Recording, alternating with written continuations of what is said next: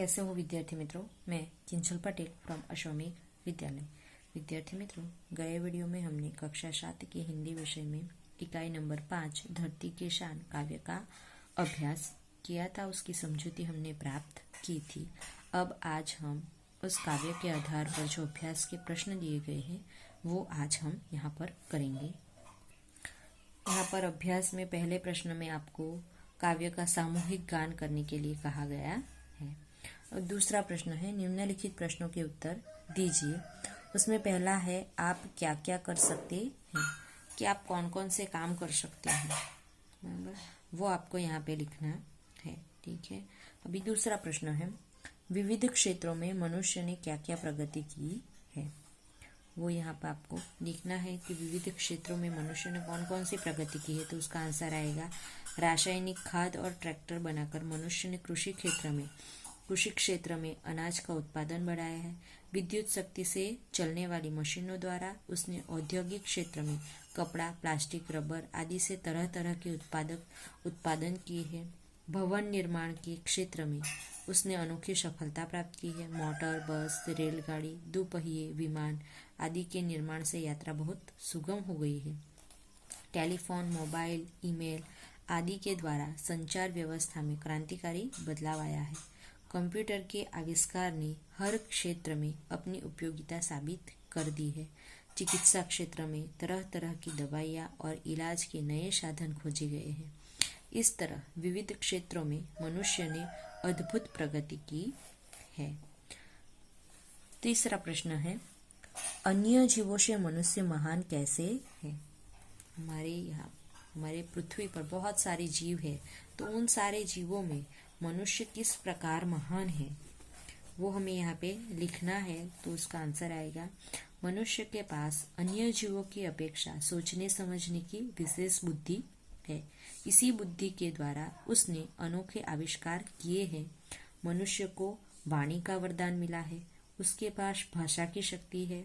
इसके बल पर उसने सभ्यता और संस्कृति का विकास किया है। इस प्रकार मनुष्य अन्य जीवों की अपेक्षा महान है। अभी चौथा प्रश्न है काव्य में उल्लिखित प्रकृति के तत्व बताइए और उनके समानार्थी शब्द दीजिए।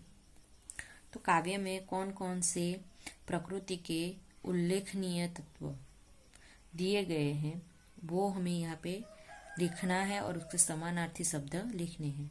तो उसमें है धरती, पर्वत, नदी, माटी, अंबर, अग्नि, पवन जैसे प्रकृति के तत्वों का उल्लेख इस काव्य में हुआ है। ठीक है।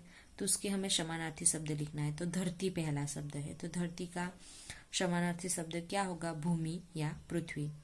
दूसरा है पर्वत, तो पर्वत का समानार्थी शब्द होगा पहाड़। तीसरा है नदी, तो नदी का समानार्थी शब्द होगा सरिता। चौथा शब्द है माटी, तो माटी का समानार्थी शब्द होगा मिट्टी।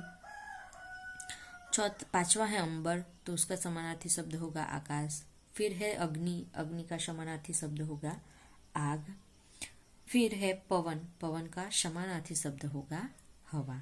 ठीक है। तो इस प्रकार आपको ये समानार्थी शब्द लिखनी है। आगे है तीसरा प्रश्न निम्नलिखित शब्दों का शुद्ध उच्चारण कीजिए और शब्दकोश में से उनके अर्थ ढूंढकर लिखिए। यहाँ पर हमें शब्द दिए गए हैं, उसका हमें सही उच्चारण करना है और उनके अर्थ जो है वो लिखने हैं। तो यहाँ पर पहला शब्द है हष्ट पुष्ट। दो शब्दों को मिलाकर ये शब्द बना है हष्ट पुष्ट। उसका अर्थ होता है तगड़ा या हट्टा कट्टा। दूसरा है संवाद, क्या है, संवाद, तो उसका अर्थ होता है बातचीत। तीसरा शब्द है शीघ्र, तो उसका अर्थ होता है जल्दी। चौथा है जौहर, जौहर का अर्थ होता है पराक्रम। युद्ध में शत्रु की विजय निश्चित हो जाने पर राजपूत स्त्रियों का अग्निकुंड में जल भरना। अगर युद्ध में शत्रु की विजय होती है और राजा अगर युद्ध में मारा जाता है तो उनकी जो रानियां होती है वो क्या करती है, जौहर करती है। वो क्या करती है, अग्निकुंड में अपने आप को डाल देती है, जला देती है उसे क्या कहते हैं? जौहर करना कहते हैं। 5वां है अजनबी। अजनबी का अर्थ होता है अपरिचित। 6ठा है वेदांत। वेदांत का अर्थ होता है ब्रह्म विद्या। आगे है मुकद्दर। मुकद्दर का अर्थ होता है भाग्य। सागिर्द। सागिर्द का अर्थ होता है शिष्य। वृत्ति का अर्थ होता है मनोदशा, मन का झुकाव। स्पष्ट। स्पष्ट का अर्थ होता है साफ साफ। ठीक है, अभी आगे है चौथा प्रश्न। निम्नलिखित काव्य पंक्तियों का भावार्थ बताइए। इसमें पहला है पृथ्वी के लाल तेरा हिमगिरी सा भाल, तेरी भ्रुकुटी में तांडव का ताल है रे। तो इसमें इस पंक्ति का भावार्थ हमें लिखना है, तो इसका आंसर आएगा हे पृथ्वी के पुत्र, तेरे पास हिमालय जैसा ऊंचे दर्जे का दिमाग है। तू अगर क्रोध में अपनी भौं तिरछी कर दे तो उसका वही असर होगा जो शिव के तांडव की ताल में होता है। तो ये इसका भावार्थ आएगा। दूसरा है गुरु सा मतिमान पवन शातु गतिमान, तेरी नभ से भी ऊंची उड़ान है रे। इस काव्य पंक्ति का भावार्थ होगा हे मनुष्य, तुझमें महान देव गुरु जैसी बुद्धिमत्ता है और तू पवन की तरह गतिशील है। तू आकाश से भी ऊंचे पहुंचने की शक्ति रखता है। तो यहाँ पर हमने अभ्यास के प्रश्न किए। अभी जो स्वाध्याय के प्रश्न दिए गए हैं वो आपको लिखना है। प्रश्न नंबर 1, निम्नलिखित प्रश्नों के उत्तर लिखिए। पहला है मनुष्य क्या क्या कर सकता। तो मनुष्य क्या क्या कर सकता है? तो मनुष्य पहाड़ों को तोड़ सकता है, वह नदियों के बहाव को मोड़ सकता है, वह मिट्टी से अमृत निकाल सकता है, वह धरती और आकाश को एक कर सकता है। इस प्रकार मनुष्य असंभव लगने वाले काम भी कर सकता है। दूसरा है मनुष्य युग का आह्वान कैसे कर सकता है। तो इसका आंसर आएगा मनुष्य की वाणी में बड़ी शक्ति है। वाणी के बल पर वह लोगों को प्रभावित कर सकता है, वह लोगों के विचार बदल सकता है। इस प्रकार अपनी वाणी के प्रभाव से मनुष्य युग का आह्वान कर सकता है। तीसरा प्रश्न है मनुष्य यदि हिम्मत से काम ले तो क्या हो सकता है। तो इसका आंसर आएगा मनुष्य यदि हिम्मत से काम ले तो धरती पर पापों को बढ़ने से रोका जा सकता है, दुनिया में बढ़ने वाली पशुता कम हो सकती है। इस प्रकार मनुष्य यदि हिम्मत करे तो दुनिया को बदला जा सकता है। अभी यहाँ पर दूसरा प्रश्न है उचित जोड़ी मिलाइए। हमें जोड़ी मिलानी है। तो पहला है मनुष्य की आत्मा में क्या है। तो मैं स्वयं भगवान है। मनुष्य की आत्मा में स्वयं भगवान है, यानी कि यहाँ पे नंबर 3 आएगा। ठीक है। दूसरा है मनुष्य के नयनों में क्या है। ज्वाल है। क्या है? मनुष्य के नयनों में ज्वाल है। यहाँ पे हमें काव्य पंक्तियां दी गई है, उसे हमें पूरा करना है। ठीक है, जोड़ी मिलाकर। तीसरा है मनुष्य की भ्रुकुटी में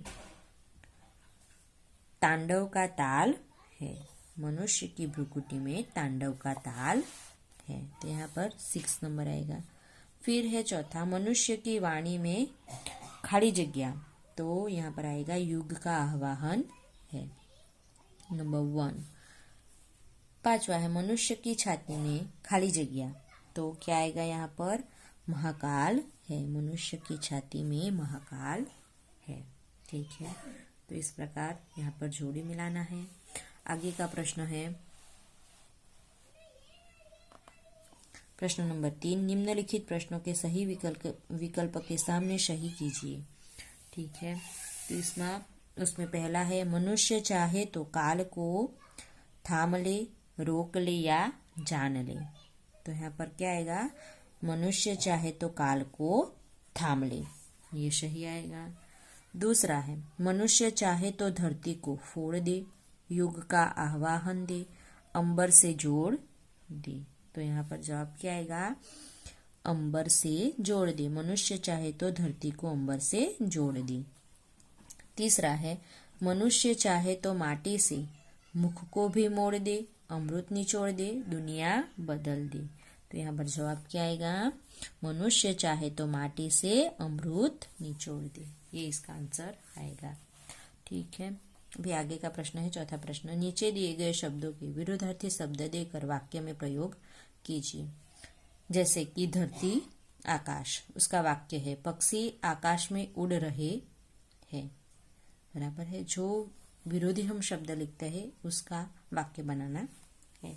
ठीक है, तो अभी दूसरा है अमृत। अमृत का विरोधी क्या है? होता है विष, बराबर, जहर। ठीक है, अमृत का विरोधी क्या होता है? विष या जहर। तो वाक्य बनेगा शंकर जी ने विष पी लिया था। दूसरा है वरदान। वरदान का विरोधी होता है अभिशाप। क्या होता है? अभिशाप। उसका वाक्य बनेगा दहेज प्रथा एक सामाजिक अभिशाप है। आगे है ऊंचा। ऊंचा का विरोधी है नीचा। उसका वाक्य बनेगा शर्म से उसका सिर नीचा हो गया। चौथा है पाप। पाप का विरोधी है पुण्य। तो उसका वाक्य बनेगा विद्या का दान बहुत बड़ा पुण्य है। पांचवा है जीवन। तो उसका विरोधी शब्द होगा मृत्यु। उसका वाक्य बनेगा वीर पुरुष मृत्यु से नहीं डरते। ठीक है, तो इस प्रकार आपको ये प्रश्न करना है। आगे है पांचवा प्रश्न। नीचे दिए गए शब्दों को शब्दकोश के क्रम में रखकर उनका अर्थ शब्दकोश में से जानिए और लिखिए। पहला है तूफान, वरदान, नयन, शीश, क्षति, आईना और झंकार। तो सबसे पहले कौन सा शब्द आएगा? सबसे पहले शब्द आएगा आईना। इसका अर्थ होता है दर्पण। उसके बाद आएगा क्षति। ठीक है, क्षति का अर्थ होता है हानि। आगे आएगा झंकार। झंकार का अर्थ होगा पायल, वीणा, सितार आदि की ध्वनि। फिर आएगा तूफान। तूफान का अर्थ होता है आंधी या हवा पानी का भीषण उत्पात। आगे आएगा नयन। उसका अर्थ होगा नींद या आंख। छठे स्थान पर आएगा वरदान। उसका अर्थ होगा कृपा। और अंत में आएगा शीश। उसका अर्थ है मस्तक या माथा। ठीक है, तो इस प्रकार आपको उसको शब्दकोश के क्रम में लिखना है और उसके अर्थ लिखने हैं। ठीक है, तो यहाँ पर ये जो हमारा चैप्टर है, चैप्टर नंबर 5, वो यहाँ पर खत्म होता है। इकाई 5 यहाँ पर समाप्त होता है। आपको जो स्वाध्याय के प्रश्न है, अभ्यास के और स्वाध्याय के, वो आपको आपकी नोटबुक में लिखने हैं। और जो विशेष प्रश्न है, यानी कि स्वाध्याय से के बाद के जो प्रश्न है, वो आपको स्वाध्याय के और जो विशेष प्रश्न है वो सारे आपको PDF के द्वारा मिलेंगे। तो आपको वह लिखना है आपकी नोटबुक में। ठीक है, तो आज हम यहाँ तक करेंगे। ये हमारा यहाँ पर चैप्टर खत्म हुआ। नेक्स्ट वीडियो के अंदर हम आगे का अभ्यास करेंगे। Thank you.